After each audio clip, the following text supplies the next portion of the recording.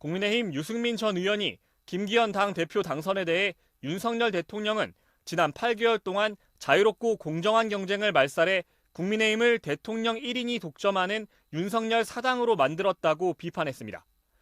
유 전 의원은 어젯밤 자신의 SNS를 통해 오늘부터 공천 협박이 사실상 시작되고 민주정당의 건전한 경쟁과 비판의 목소리는 듣기 힘들 것이라며 이같이 지적했습니다.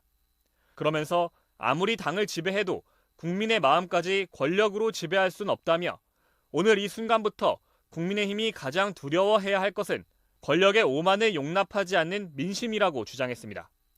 그는 또 민주공화국 헌법이 삼권 분립을 천명한 까닭이 뭐냐, 견제와 균형으로 폭정을 막기 위한 것이라며 헌법 정신을 지킨 나라들은 발전했고 못 지킨 나라들은 퇴보했다고 덧붙였습니다. 이어 행정부 책임자인 대통령이 입법부인 여당 의원들 위에 군림하는 건 삼권 분립을 파괴하고 폭정의 길을 여는 것이라고 적었습니다. 대선 승리 1년 만에 전당대회장을 찾은 윤석열 대통령.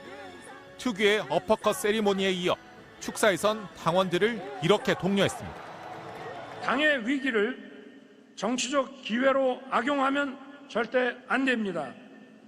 우리는 어떠한 부당한 세력과도 주저하지 말고 두려워하지 말아야 됩니다.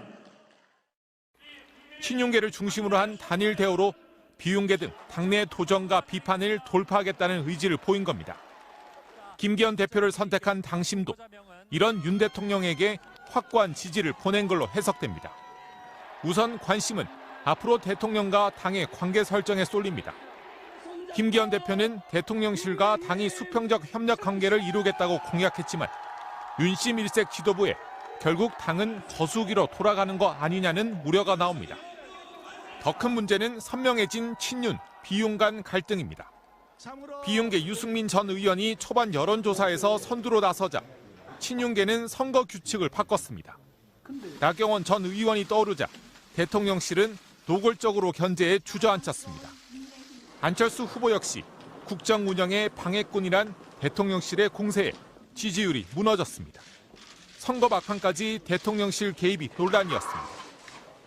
울산 땅 투기 의혹과 대통령실 행정관 선거 개입 의혹은 전당대회가 끝난 후라도 반드시 진실이 규명돼야 됩니다. 봉합이냐 갈등이냐 핵심은 1년 남은 총선의 공천 문제로 모아집니다. 벌써부터 친윤계 현역 무혈 입성에 비윤계는 대통령실과 검찰 출신으로 대거 물갈이 될 거란 전망이 나옵니다. 결국 공천 과정에서 사실상 윤석열 당이냐는 우려를 불식하는 게 김기현 지도부의 가장 큰 숙제가 될 전망입니다. MBC 뉴스 김민찬입니다.